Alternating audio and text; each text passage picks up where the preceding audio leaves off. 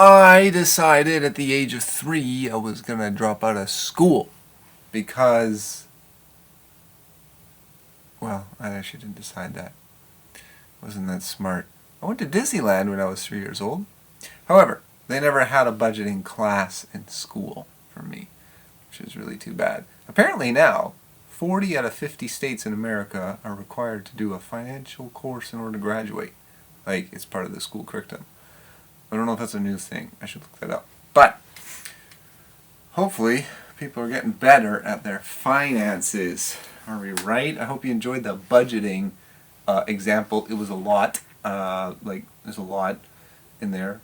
So keep going back over it and ask questions if you have any, because everyone's budget should be working for them, not just the way I tell you to do it or anyone tells you to do it.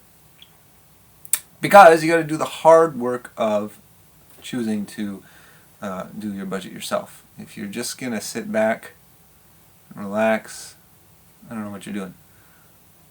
Well, I know what you're doing, but you got to participate. Participate in your financial picture, in your plan, and decide that you're going to do stuff. So, namely, peace of mind is the reward of budgeting. The reward of budgeting. You did all the work. Why would you do that for the reward of budgeting? Peace of mind. Meaning you don't have to worry about what's going to happen. So, I have never had debt in my life. Personally and publicly. That's pretty awesome. It never made sense to me. It means I never really looked at my bank account and thought, I got $200. Behold, $100, $200. And then set out to purchase some emergency bacon worth more than $200 in any form. I never set out to do that and went to debt for that. Right? I also didn't borrow money from a friend, like on the spot, where I couldn't pay it back within one day, going like, oh, I don't know where I'm going to get the money from, I'll have to wait, until my next paycheck or whatever. And it's not necessarily that like I did it consciously, it just never made sense to me to offer to like take their money and not know where I was going to pay it back from. It might have been like I didn't have access to it. For example, I forgot my wallet at home, so I'll give you $20 when I get home, or whatever it is, right? But while emergency bacon is really worth it, it's not worth going into debt for. I always had a plan for the pork that I was buying. Technically, every month that you carry a balance on a credit card, you are in debt until it's paid off, right?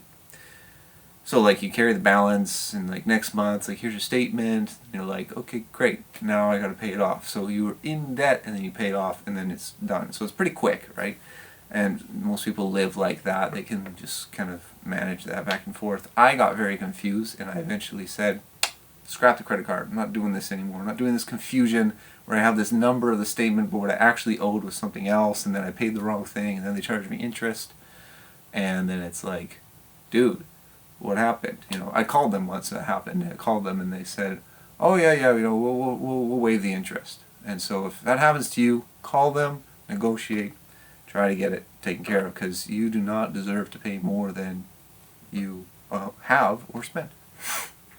But let's look at something called net worth. Okay, so if I own $200 right here, and I owe $201, it's an American coin, so it's $202, then I am going to be unable to pay off that extra $1. Right? I could say, here's my $200 because I have it, but I owe $201. So unless I sell the emergency bacon or something, and then suddenly I'm debt-free. Yay! However, if I own $200 and I owe $150, I have a $50 net worth. So that means that at some point this is going to leave, and I have a $50 net worth. That $150 might not be paid right away, as I mentioned, like in the case of credit cards or whatever. So if I look at my bank account and I still see $200, it's like, oh, I still have $200. And I forgot that I actually owe $150. then it's very tempting, or it could make the mistake of spending like another $100, and now suddenly I only have this much, but I have to pay $150, right? And so then it would make me owe $50 overall. It'd be negative $50, and that's how you get into debt. You just lose track of stuff. The reality is that I only actually have $50 of buying power at the time that I've spent that first $150. I owe $150. I actually only have $50 of buying power at the present moment. So if you follow the budgeting procedure in the previous video, you'd be looking at that, it'd be updating it live, and you see, hey, I have a negative number. I can't spend that. Or you would avoid spending that before because it actually would show you the negative number. The credit card is a really dangerous game. Again, that's why I put it off. I said I'm going to get rid of my credit card because I don't want to deal with it. It's designed to be confusing because that is how they get you to spend, like give them more money and interest than you actually should give them. I personally feel so much better about life when I can just put the budget away, not turn my thoughts towards, do we have enough for some emergency bacon or not, right? So that's why I do the budget. And when you don't have a budget, things get confusing. Okay, rewards of budgeting. Having money available for your upcoming expenses. Big one, because expenses are always coming. Christmas comes on the same day every year. Your renter's insurance renewal, your mortgage payment is on the same day every month, I think. I don't own a home, so shouldn't have disclosed that yet. Rent is the same on every day of the month. And so having money available for your upcoming expenses is a big deal. Let's do this example again. Once again, we have $200. And I'm going to buy $150 worth of stuff at some point. So having a plan to pay for this at some point in the future, the $150 expense is going to be a big mental load lifter. So I can take that $150 and set it aside and say, okay, here it is. It is set aside for this. I'm not going to touch this and put it onto something else, right? So in a budget example, you would label a new line for this upcoming $150 expense, or like split it into appropriate categories like $50 on food, $50 on emergency bacon, you got it. And then I have $100 left to still do what I want to, like do other stuff, right? This way my mind can visually see, hey, I only got $100 left. And so before any other statements get involved, I get to decide that, oh, look, I've got $100 left because I spent $50 there and $50 there. I can now see what is delegated where and what's left in my account. You can do this for all of your expenses when you know them, or you can overshoot your expenses. You can say, like, I'm going to set aside $120 into this category, and then I'm going to have $50 for that category, and now I'm left with $50. But wait a sec, I only actually spent $100 in this category, so this 20 can come back, and now I've got $70, and I can work with that now, right? So if I'm overshooting my estimates, it gives me kind of a safety buffer in case some of those variable expenses do end up being spent more. At this point, you've decided what to spend your money on. Leftover money is a core component of how your net worth increases. If you never have leftover money, you're always going to be going back to the starting line. And the goal really is to eventually have money that makes money, and that's based on interest. Interest works in the credit card's favors when you have to pay it, but when you use interest in your favor, you can use that to pay for stuff that is money you didn't necessarily work for. You didn't like have to go do a physical thing and make the money. It made money for you. We'll get into that later. I'm getting a little ahead of myself here. So this only happens when you limit your expenses to the amount of income that you have. So if I have $200, that's my income, and I say I'm going to spend $220, then I haven't limited myself to my income. That's the only way you end up with leftover cash. If I have $200 and I say I'm going to limit myself to spending $150, this is now left over. And that's how your net worth grows.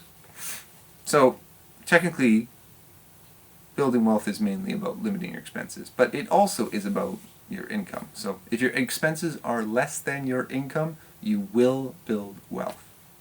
And you'll have an emergency bacon surplus. Very cool. Okay, another reward of budgeting. Preparing to achieve your goals. If you remember the section called the save-ups in the budget, this is where Wealthsimple really helps me out. They let me create lots of different cash accounts, like different sections, which are very easy to access money from, put money into, shift it back and forth, and at the top it actually shows you a full summary of all of the money that you have, and it basically puts all the accounts together. So I have created a new cash account called Emergency Bacon. Yay! I know I'm going to buy emergency bacon at some point, so I'm going to take $100 of my $200, send it to my emergency bacon fund. Whee! And then after 5 months of doing this, I'm going to have $500 for emergency bacon, separate from my other accounts.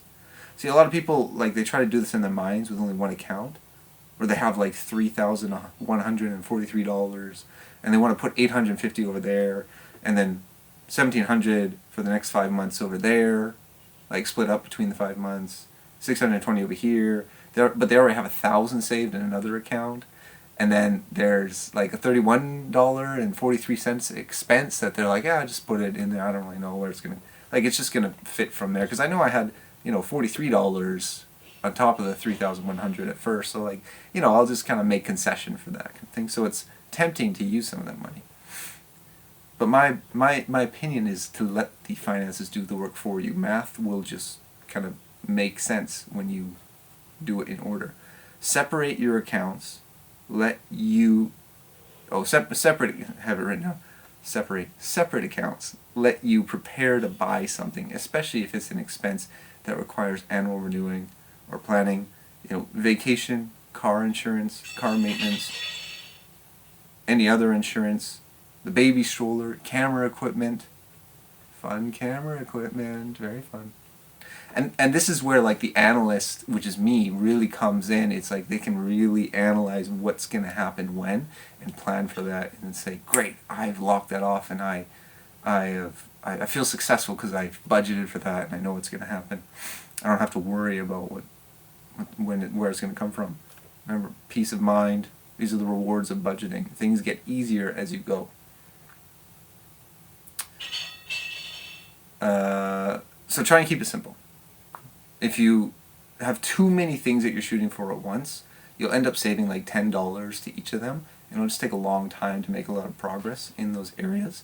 You want the money to start making money for you, or you want to be able to set the money aside. Someone is banging metal things out there. Could you keep it down, please? Oh, now you're building the thing we got from Amazon? Oh, man. Thank you very much. So yeah, if you're putting $10 in different places, it'll just take a long time to accomplish your goals. I would say rather like try and focus and then get that thing out of the way and say, yeah, I bought that camera equipment, now I'm moving on. But that's just a preference kind of thing. So here's an example. I had to replace tires recently. And when the time came to talk price, I knew that I had money saved aside. Right? They gave me the price, and I was like, okay, I know I have more than that in my vehicle maintenance, my tires account, to buy tires. And so I just kind of was negotiating at that point, like, oh, how much is this really going to cost me? Can you do 60? That kind of thing. And I ended up actually giving him a really low ball because I had an expectation from the last time I was there where they included it in another part of buying the tires. So they're like, yeah, we'll install them for this much. And so then when I went back, I was like, I thought it was $40 each or something like that. And they're like, okay, fine, $40. And I was like, oh, you actually took me up on that. Wow, okay. How about like 60? That sounds more fair. It seems like, you're 40 a little too low for you. And so I knew I had that money in there. It's just about negotiating at that point. I just paid the cost, transferred it from the save up of vehicle maintenance, and then put that into the main account. Right? So I transferred it from vehicle maintenance into the main account. and that's, you know, that's where the payment comes from. I paid him with the main account, just transferred it over, and it just ended up equaling out. So, oh, the tires came with some sweet emergency bacon as well. So, just in case I need to patch a tire with emergency bacon in the future.